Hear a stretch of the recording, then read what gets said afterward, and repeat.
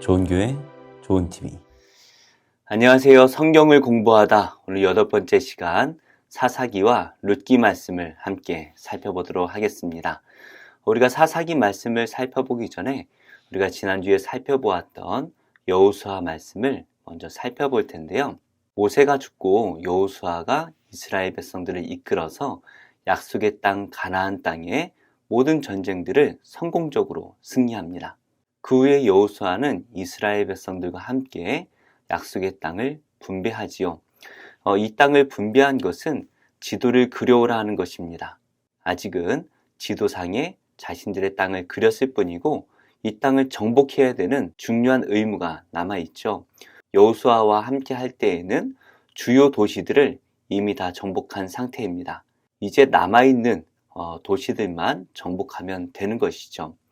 하지만 여호수아가 죽습니다. 여호수아가 살아있는 동안에는, 그리고 여호수아와 함께했던 그 장로들이 살아있는 동안에는 이스라엘 백성들이 하나님을 잘 섬겼지요.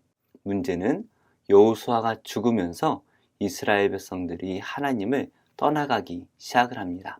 여호수아의 죽음으로 이제 여호수아서가 맞춰지고 사사기가 시작되는데요. 사사기의 처음에는 누가 먼저 이 전쟁에 참여할 것인가 라는 문제로 시작을 합니다. 하나님 앞에 나아가서 누가 먼저 올라가겠습니까? 라고 물어보았더니 하나님께서는 먼저 유다와 베냐민이 올라가라 말씀을 하시죠. 유다와 베냐민 지파는 하나님께서 허락하신 그 약속의 땅을 지도대로 잘 정복합니다. 비록 철병거를 가지고 있던 골짜기의 주민들은 쫓아내지 못하였지만 유다와 베냐민 지파는 대체적으로 잘 정복하였습니다. 그 다음으로 하나님께서는 에브라임과 므낫세 지파가 올라가라 말씀을 하시는데요.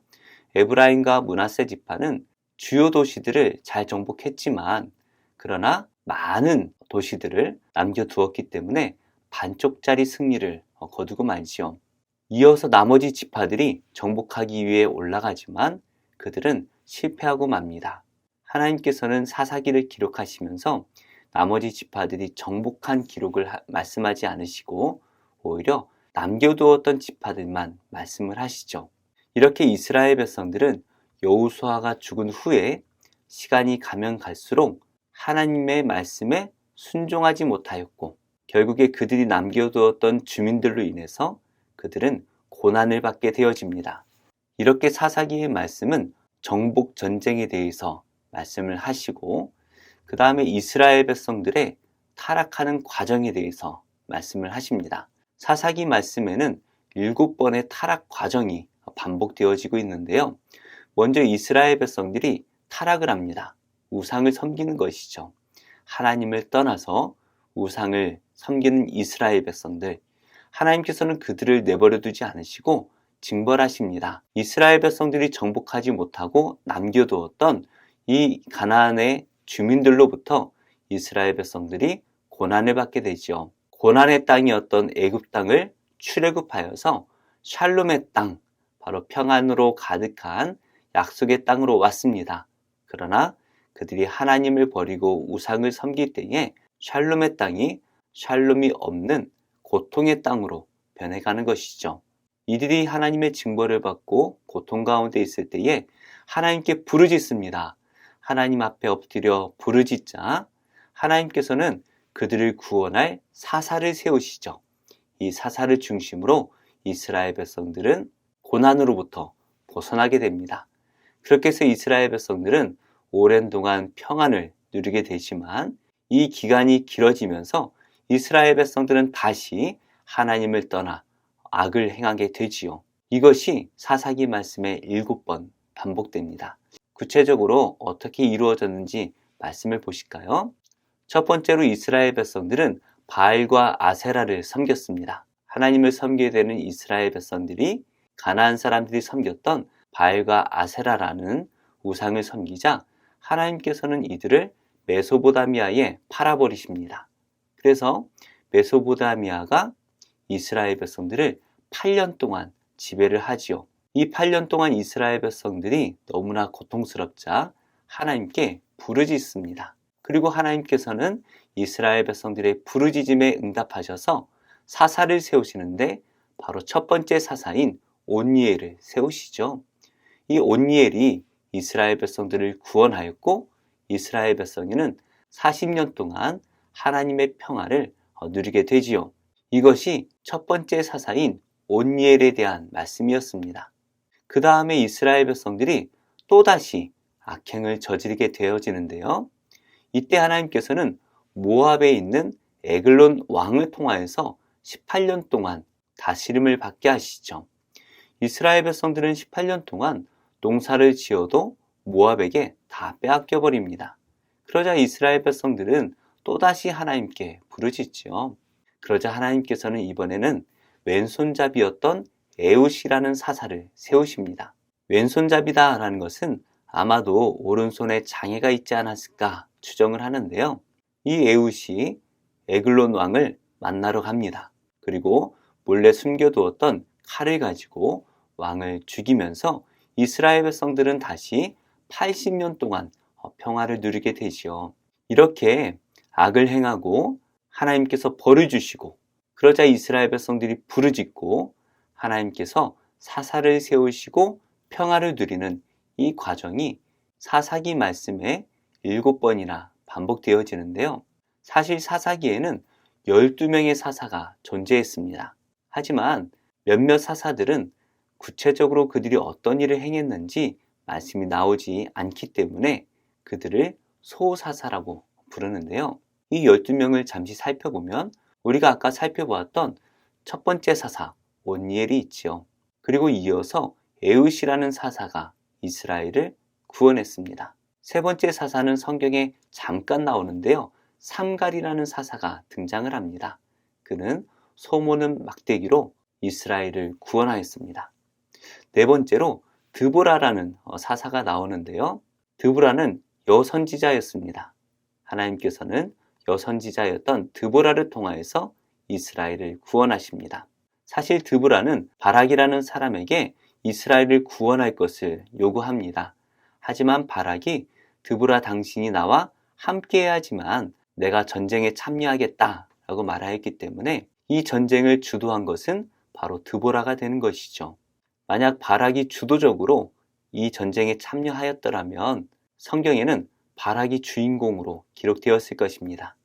하지만 바락이 드보라를 요구하였을 때에 드보라가 이 전쟁의 마무리를 한 여자가 하게 될 것이다 라고 예언을 하게 되고요. 결국에 바락이 대적을 죽이지 못하였고 야일이라는 한 여인이 시세라라는 장군을 죽이면서 이 전쟁이 마무리가 되죠. 그 다음에는 기드온이라는 유명한 사사가 나옵니다. 기드온은 단 300명의 용사를 가지고 14만 4천 명이나 되는 미디안 족속을 물리쳤지요. 이렇게 기드온이 300명의 용사로 14만 4천 대군을 무찌르게 되자 이스라엘 백성들은 이 기드온을 찾아갑니다. 그리고 기드온에게 당신이 우리의 왕이 되어달라 요구를 하게 되죠. 하지만 기드온은 이스라엘을 다스리는 왕은 내가 아니라 바로 하나님이시다라는 것을 이스라엘 백성들에게 알려줍니다. 기드온이 죽자 기드온의 아들이었던 아비멜렉은 그의 형제들 70명을 모아서 한 바위에서 죽입니다. 그리고 아비멜렉이 스스로 왕이 되지요. 이렇게 사사기에는 이스라엘 백성의 최초의 왕이었던 아비멜렉이 등장합니다. 하지만 이 아비멜렉은 오래가지 못하고 한 여인이 던졌던 맷돌에 맞아 죽음을 당하게 됩니다. 이후에 돌라라는 그리고 야일이라는 소사사가 등장을 하고요. 그 다음에 사사 입다가 등장을 합니다. 서자로 태어났다는 이유로 가족에게 미움을 받고 동네 사람들에게 미움을 받았던 입다는 멀리 떨어진 다른 곳에 터를 잡아 살았습니다. 하지만 이스라엘 백성들이 암몬 족속에게 고난을 받자 그들은 입다를 찾아가서 자신들의 사사가 되어주기를 요구하지요. 결국에 입다는 암몬 족속을 모두 물리칩니다. 그런데 입다가 유명해진 것은 그의 서원 때문입니다. 그가 전쟁에 나갈 때에 한 서원을 합니다. 그가 전쟁에서 이기고 돌아올 때에 가장 먼저 자신을 맞아주는 사람을 하나님께 제물로 드리겠다라고 서원을 합니다. 그런데 전쟁에서 승리하고 돌아왔을 때에 그를 가장 먼저 맞아준 사람이 바로 자기의 딸이었죠. 그는 자기의 서원대로 하나님께 딸을 제물로 바칩니다. 이어서 입산과 엘론과 압돈이라는 소사사들이 등장을 합니다. 그리고 우리가 잘 알고 있는 삼손이라는 사사가 등장을 하죠. 삼손은 태어날 때부터 나실인으로 태어났습니다. 나실인이라는 것은 거룩하게 구별되어 사는 사람을 의미합니다. 일반적으로 기간을 정해놓고 하나님께 자기 자신을 구별되어 드리는 것을 의미하는데요. 삼손은 하나님께서 구별하신 사람입니다. 그래서 삼손은 태어나면서부터 머리를 자르지 않았습니다. 그렇게 함으로써 삼손은 나실인으로서 이스라엘 백성들을 구원하였습니다. 그는 다른 사람들이 갖지 못한 특별한 힘이 있었죠. 나귀 턱뼈 하나로 1000명과 상대할 수 있는 강한 힘을 가졌는데요. 이 삼손을 죽였던 것은 강한 군사들이 아니었습니다. 들릴라라는 한 여인이 삼손의 비밀을 알아냈고 그의 머리카락 7가닥을 뽑았을 때에 삼손은 모든 힘을 잃고 블레셋 사람들에게 붙잡히고 맙니다. 하지만 삼손은 마지막 죽을 때에 하나님께 기도하였고 자신을 구경하기 위해 신전에 모여들어 있던 많은 블레셋 사람들을 다 죽이게 되지요. 이렇게 삼손이 죽으면서 12명의 사사에 대한 말씀이 다 마무리가 되어집니다. 이스라엘에는 12명의 사사들이 있었습니다. 그런데 사사기에 나오지 않는 또 한 명의 사사가 있습니다. 바로 사무엘인데요. 사무엘은 사울이라는 왕을 세우기 전에 있었던 마지막 사사였지요.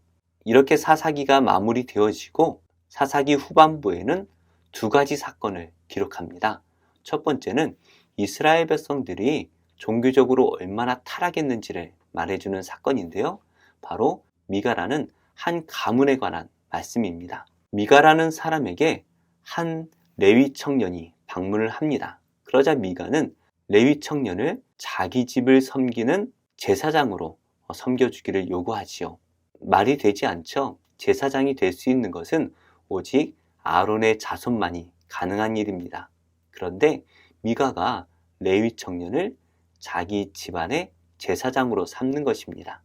이렇게 이스라엘 백성들은 종교적으로 타락했습니다. 무엇보다 이 레위 청년이 섬겨야 되는 것은 하나님이 아니라 미가의 집에 있는 신상이었습니다. 그런데 더 기가 막힌 일이 벌어집니다. 땅을 정복하기 위해서 북쪽으로 올라가던 단 지파 사람들이 바로 이 미가의 집에 있는 레위 청년과 그 집안에 있던 신상을 가지고 올라갑니다. 그래서 레위 청년은 단 지파 전체를 섬기는 제사장으로 세워지게 되었죠. 정말 종교적으로 엉망진창이 되어져 버린 이스라엘 백성들입니다. 이 사건을 소개하고 이어서 한 레위 사람에 관한 말씀을 기록하고 있는데요. 에브라임 땅에 살고 있던 한 레위 사람은 자신의 첩을 데리고 베냐민 지경에 있는 하루를 머뭅니다. 그런데 이곳에서 자신의 첩이 강간을 당하고 죽게 되어지는 일이 생겨납니다. 이 일 때문에 이 레위 사람이 모든 이스라엘 백성들을 모으죠. 그리고 베냐민 사람들이 회개할 기회를 줍니다. 하지만 베냐민 사람들은 회개하기보다 싸우려고 들지요. 결국에 베냐민 한 지파와 나머지 11지파가 전쟁을 벌였고 이 전쟁으로 인해서 베냐민 사람들은 600명만 남기고 다 죽게 되어져 버립니다. 이렇게 이스라엘 땅 안에는 도덕적으로도 매우 심각한 문제들이 생겨나고 있었죠.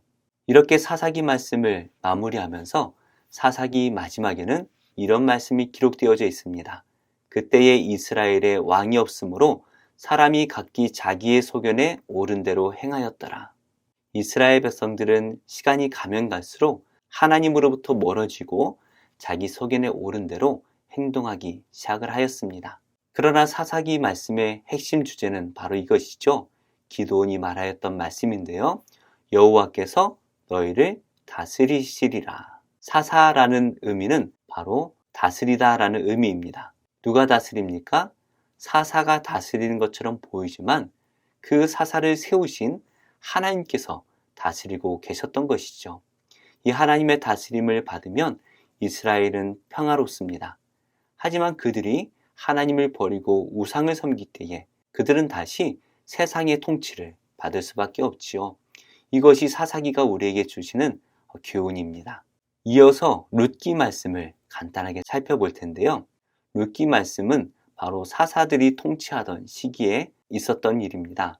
이스라엘 땅 안에 큰 가뭄이 듭니다. 이 가뭄으로 인해서 엘리멜렉이라는 한 사람은 자신의 가족들을 데리고 모압 땅으로 이주를 하는데요. 이 엘리멜렉은 나옴이라는 아내와 말론과 기런이라는 두 아들을 데리고 이주를 합니다. 이 암몬 땅에서 말론과 기런은 룻과 오르바라는 두 아내를 얻습니다. 그런데 얼마 지나지 않아서 엘리멜렉이 죽고 말론과 기런 또한 죽습니다. 결국에 나오미와 룻 그리고 오르바라는 세 여인만 남게 되었죠. 과거에는 여자들이 직업을 얻어서 산다라는 것이 쉬운 일이 아니었습니다. 그래서 과부들은 늘 도움이 필요한 어려운 이웃의 대명사였죠. 결국에 먹고 살 길이 막막해진 나오미는 룻과 오르바를 자신의 친정으로 돌아가라고 요구를 합니다. 그때에 오르바는 친정으로 돌아갔지만 룻은 나오미를 쫓아 베들레헴으로 가기를 요구하지요. 결국에 나오미와 룻은 나오미의 고향이었던 베들레헴으로 돌아옵니다. 하나님께서는 어려운 이웃들이 굶어 죽지 않도록 이삭을 주울 때에 떨어진 것을 다시 주지 않도록 명령하셨습니다. 그렇게 함으로써 가난한 사람들이 떨어진 이삭을 주워 먹을 수 있게 하신 것이죠. 룻은 보리를 추수하는 곳에 가서 떨어진 이삭을 주워왔습니다. 이 모습을 보아스라는 사람이 보게 되어집니다. 그리고 그가 알아보자 이 나옴이라는 여인은 엘리멜렉의 아내였고 엘리멜렉은 자신의 친척 중에 한 명이다 라는 것을 알게 되지요. 이스라엘에는 하나님께서 명령하신 것 중에 기업 물음이라는 것이 있습니다. 룻기에서는 나오미와 룻이 자신들의 고향으로 돌아왔지만 이들은 먹고 살 길이 없습니다. 남편들을 다 잃어버렸죠. 이렇게 남자들이 죽어버렸을 때에는 가까운 친척들이 죽은 남편을 대신하여 여인들을 책임지는 것입니다. 이렇게 함으로써 여자들은 자식 없이 죽은 남편을 대신해 가까운 친척을 통하여서 후손을 이을 수 있게 되는 것이죠. 물론 보아스보다 더 가까운 친척들이 있었습니다. 하지만 그들은 나오미와 룻을 데리고 왔을 때에 손해가 더 크다라는 계산을 먼저 했습니다. 이렇게 나오미와 룻의 기업을 물을 사람이 없어지자 보아스가 룻과 결혼을 함으로써 엘리멜렉의 가문을 계속해서 이어가게 되어집니다. 하나님께서는 이 보아스의 마음과 시어머니가 믿는 하나님을 쫓아온 이 룻의 마음을 기뻐하셨던 것 같습니다. 그래서 보아스와 룻이 오벳이라는 사람을 낳았고 이 오벳은 이사를 낳았고 이새는 우리가 잘 알고 있는 다윗 왕을 낳게 되어집니다. 이렇게 함으로써 각자 자기 소견에 옳은 대로 살아갔던 이 사사시대에 하나님께서는 다윗이라는 선한 왕을 준비하고 계셨다라는 것을 보게 되어지죠. 이렇게 우리가 사사기와 룻기의 말씀을 간단하게 살펴보았습니다. 지루할 수 있지만 끝까지 함께 하신 우리 성도님들을 예수님의 이름으로 축복합니다. 우리 다음 주에는 사무엘 말씀을 함께 살펴보도록 하겠습니다. 좋은 교회, 좋은 TV.